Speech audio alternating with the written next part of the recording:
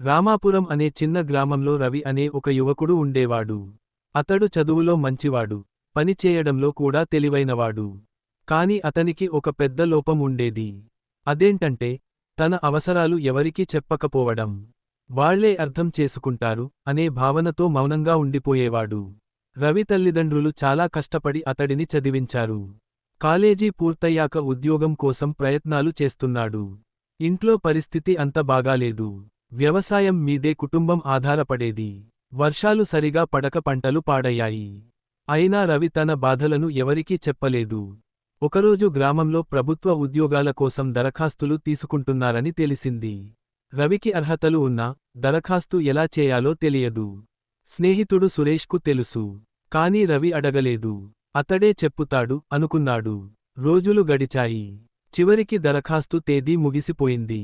రవి చాలా బాధపడ్డాడు. ఇంట్లో డబ్బుల కొరత పెరిగింది.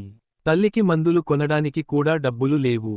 ఒకరోజు రవి తల్లి అతనిని పిలిచి చెప్పింది, నాన్నా, నీవు ఎందుకు బాధపడుతున్నావో నాకు తెలుసు. కాని నీవు ఎవరికీ చెప్పకపోతే ఎవరు సాయం చేస్తారు?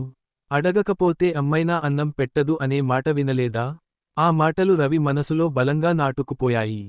మరుసటి రోజు రవి సురేష్ దగ్గరకు వెళ్లి, జరిగిన విషయానికి చెప్పాడు. సురేష్ ఆశ్చర్యపోయి అన్నాడు, రవి, నువ్వు ముందే చెప్పుంటే నేను నీకు సహాయం చేసేవాడిని కదా. ఇంకో నోటిఫికేషన్ త్వరలో వస్తుంది. ఈసారి మిస్ అవ్వకు.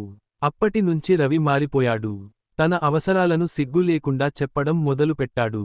గ్రామంలోని పెద్దల దగ్గర సలహాలు తీసుకున్నాడు. ఉద్యోగ శిక్షణకు కూడా దరఖాస్తు చేశాడు. కొన్ని నెలల తర్వాత అతడికి మంచి ఉద్యోగం వచ్చింది. కుటుంబ పరిస్థితి మెరుగైంది. తల్లికి మంచి చికిత్స చేయించాడు. తల్లిదండ్రులు ఆనందంగా జీవించసాగారు. ఒకరోజు రవి గ్రామ పిల్లలకు చెప్పాడు, మనకు కావాల్సినది మనమే అడగాలి. మౌనంగా ఉంటే ఎవరికీ తెలియదు. అడగనిదే అమ్మైనా అన్నం పెట్టదు. కాబట్టి ధైర్యంగా మన అవసరాలు చెప్పుకోవాలి.